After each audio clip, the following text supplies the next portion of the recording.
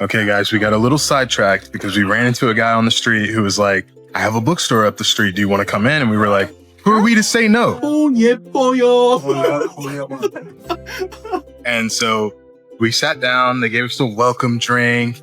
It was They were- water in a wine glass. We got cookies, we got candy. 전 세계 여행 유튜버들 사이에서 요즘 하나의 공통된 고민이 생겼습니다. 서울에 오기 전까지는 몰랐던 건데 막상 와보고 나니 다시 돌아가기가 싫어졌다는 겁니다. 오늘 소개할 커플도 딱 그런 케이스인데요. 체코 출신의 여행 유튜버 레이와 닉, 이 두 사람은 전 세계 수십 개국을 누비며 여행 영상을 올려온 베테랑 크리에이터입니다. 화려한 편집보다는 실제 여행자의 눈으로 보고 느낀 것들을 담백하게 카메라에 담아내는 스타일로 구독자들로부터 두터운 신뢰를 받고 있는 채널이죠. 그런 이들이 서울에서 일주일을 보내기로 했습니다. 그냥 살아보듯 걷고 먹고 느끼는 것들을 기록하겠다는 생각이었는데요. 그런데 영상을 찍다 보니 레이의 입에서는 계속 같은 말이 나오기 시작합니다. 어디에 가든 뭘 먹든 서울의 어느 골목을 걸어도 그 말이 끊이질 않았는데요. 과연 그 말은 무엇이었을까요? 서울에서의 첫 행선지는 한음동이었습니다. 서울에서 요즘 가장 힙하다는 동네 중 하나죠. 두 사람은 예약해둔 레스토랑까지 2시간의 여유가 생기자 일단 동네를 걷기 시작합니다. 언덕이 많고 골목 하나하나에 개성 있는 카페와 상점들이 빼곡히 들어차 있는 풍경. 레이는 걷자마자 발걸음을 멈추고 말았는데요.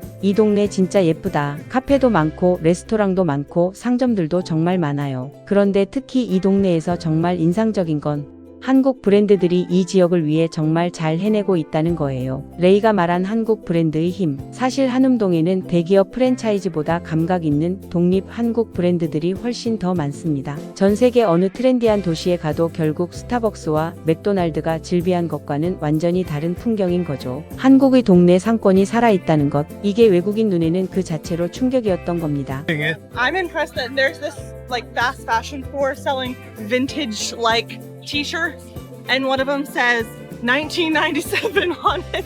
카페에서 레모네이드를 마시며 기다리던 두 사람은 드디어 예약해둔 레스토랑 아타에 입장합니다. 와인 한 병에 피자, 파스타 2개, 그리고 매콤한 양배추 에피타이저까지. 두 사람이 지불한 금액은 약 97달러, 한국 돈으로 약 13만원 정도인데요. 레이는 식당을 나오면서 10점 만점에 8점이라고 평가했습니다. 정말 맛있었어요. 즐거운 시간을 보냈으니까 그게 가장 중요한 거잖아요. 식사를 마친 레이와 닉이 다음으로 향한 곳은 북촌 한옥마을입니다. 서울 한복판에 자리한 시에서 전문적으로 관리하는 오래된 한옥촌이죠. 이제는 유명 관광지가 됐지만 두 사람이 방문한 날은 오히려 사람이 많지 않아 조용하고 아름다운 모습 그대로였는데요. 전통 한옥의 처마선이 가득한 골목을 걷던 레이가 문득 멈춰 서서 이런 말을 합니다. 머무는 지역이 얼마나 중요한지 절대 간과할 수 없어요. 여기까지 오니 이 지역에 사는 사람들이 우리와는 완전히 다른 삶을 살고 있다는 생각이 들어요. It can't be understated how important the area you stay is. Now that we're up here, I'm just thinking about all the people who are staying in this area and how they're having a completely different soul experience than we're having. It makes me feel like I really don't know the city. 서울에 2주 반이나 있었는데도 아직 모르는 구석이 이렇게 많다는 것. 레이는 이 도시가 좀처럼 다 보이지 않는다며 연신 고개를 저었습니다. 사실 이건 서울이 가진 가장 독특한 매력이기도 합니다. 강남이 있고 홍대가 있고 성수가 있고 북촌이 있고 한음이 있고 망원이 있고 연남이 있고 동네마다 완전히 다른 얼굴을 가진 도시. 뉴욕이나 파리처럼 대도시라도 결국 중심가 한 곳만 보고 가게 되는 여행지와는 구조 자체가 다른 겁니다. 미국이나 유럽의 도시들은 아무리 걸어도 결국 같은 브랜드, 같은 풍경이 반복되지만 서울은 골목 하나를 꺾을 때마다 완전히 다른 공기가 펼쳐지는 도시거든요. 레이가 2주 반을 있어도 아직 다 못 봤다고 느끼는 건 당연한 일이었던 겁니다. 북촌을 걷던 두 사람에게 생각지도 못한 일이 생깁니다. 길에서 만난 한 한국인이 근처 서점에 같이 들어가지 않겠냐고 말을 걸어온 거예요. 두 사람은 망설임 없이 따라 들어갔고 그곳에서 웰컴 드링크와 쿠키, 사탕까지 대접을 받았다고 합니다. 낯선 외국인에게 먼저 말을 걸고 서점으로 안내하고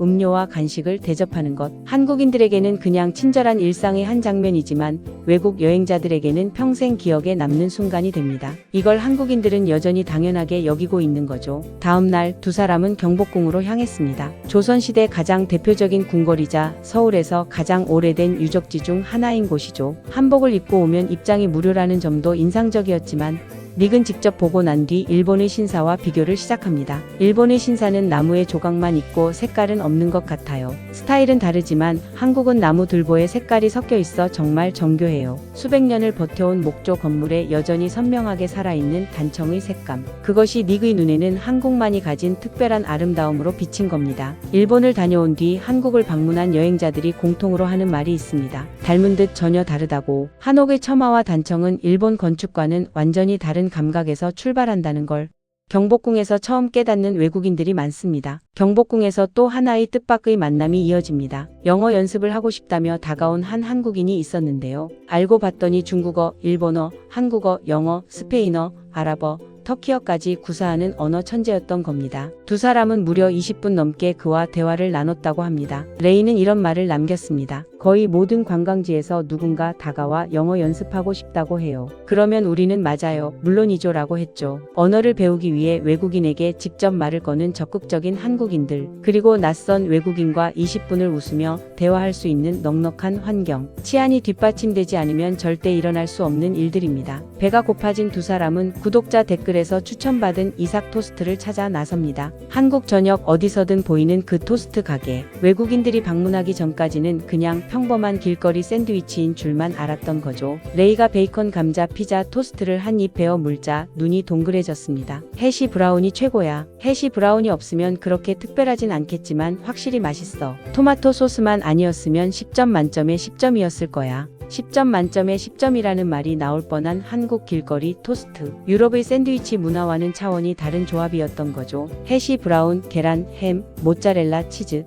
칠리 소스가 한데 들어간 이 토스트는 한국인들에게는 그냥 아침 대용식이지만 외국 여행자들에게는 잊지 못할 한 끼가 되는 겁니다. 유럽에서 이 정도 퀄리티의 길거리 샌드위치를 먹으려면 관광지 식당에서 15유로는 좋게 줘야 한다는 걸 생각하면 그 충격이 어느 정도인지 가늠이 됩니다. 오후에는 망원 마켓으로 향했습니다. 작고 귀여운 푸드 마켓이 늘어선 걷고 싶은 거리였는데요. 두 사람이 선택한 건 시장 안에서 음식을 사 들고 밖에 나와 앉아 먹는 것이었습니다. 묵직하게 속이 꽉 찬 모듬 김밥을 한 입 넣자마자 레이는 입을 다물지 못했는데요. 여러 종류의 속이 들어있어요. 모두 매콤한 참깨 페이스트가 들어있어요. 맛있어요. 정말 맛있어요. 끝없이 먹고 싶어요. 시장 밖으로 음식을 가져와서 앉아서 즐길 수 있는 게 최고예요. 레이는 이 장면이 유럽의 시장 문화와 완전히 다르다고 했습니다. 유럽의 고급 식료품 마켓에선 비싼 음식을 사서 집에 가져가는 게 전부지만 한국의 시장은 먹고 보고 앉아 쉬고 모두가 어울리는 공간이라는 거죠. 오래된 것과 새로운 것이 완벽하게 어우러진 공간이라는 말이 절로 나올 만한 풍경이었습니다.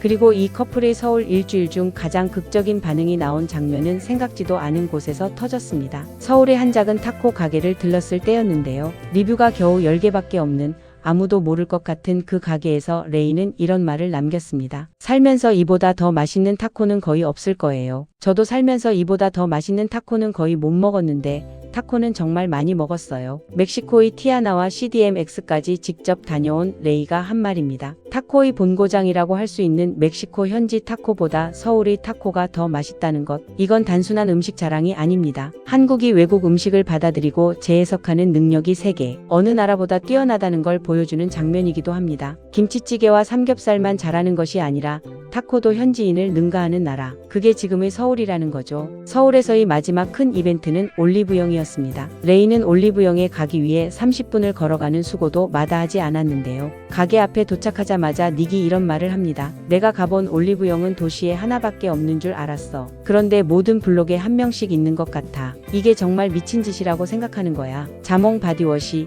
1위 비타민 C 세럼, 히알루론산 토너, 그리고 심지어 헤어 스트레이트너까지. 올리브영에서 두 사람이 구매한 것들을 모두 합쳐도 $54, 한국 돈으로 약 7만원 수준이었습니다. 미국이나 유럽에서 같은 품질의 제품들을 사려면 2배는 좋게 들 금액이죠. 한국 뷰티 제품의 가성비는 이제 전 세계 여행자들 사이에서 공공연한 사실이 됐는데요. 그러니 서울에 오는 외국인들이 짐 가방 절반을 올리브영 쇼핑으로 채워가는 게 이상한 일이 아닌 겁니다. 영상의 마지막 레이는 한국의 동네들에 대한 이야기를 꺼냅니다. 서울에 있는 내내 어느 동네를 가도 같은 생각이 들었다고요. 어느 동네에서든 즐거운 시간을 보낼 수 있어요. 있어요. 그리고 정말 다 힙하고 트렌디하죠. 뉴욕 같은 곳에 가면 트렌디한 게 하나도 없을 것 같은 느낌이 들어요. 그냥 사업 같은 거요. 뉴욕보다 트렌디하다는 말. 이건 서울이 단순히 구경하기 좋은 여행지가 아니라 살고 싶은 도시로 자리 잡고 있다는 증거입니다. 익숙한 한국의 모습도 외국인의 시선으로 보면 새롭게 다가옵니다. 저 코레알과 함께한 오늘 영상이 좋으셨다면 구독과 좋아요, 알람 설정으로 계속 함께 해주세요.